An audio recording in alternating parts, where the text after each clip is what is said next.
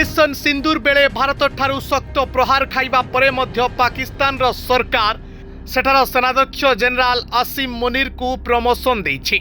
तांको field marshal करिछि। Pakistan रो TV channel जियो news मुताबक शहबाज शरीफ सरकार एक कैबिनेट बैठक रे एहार निष्पत्ति नैछंती।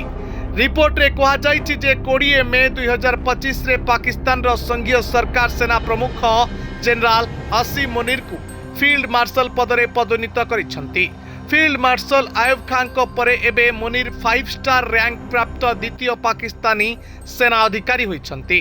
पाकिस्तान रे फील्ड मार्शल रा पद पाकिस्तानी सशस्त्र बाहिनी रे सबुठु उच्च पद।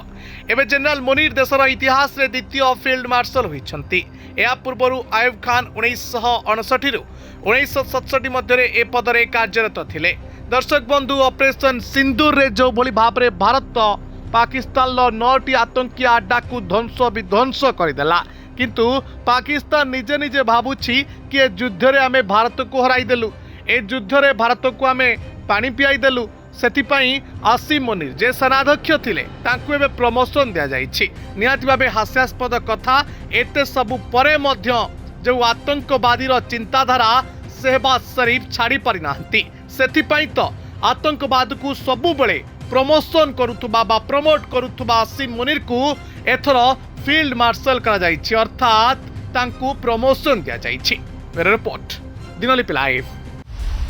दिनलिपि लाइव को एबे ही लाइक शेयर सब्सक्राइब करंतु।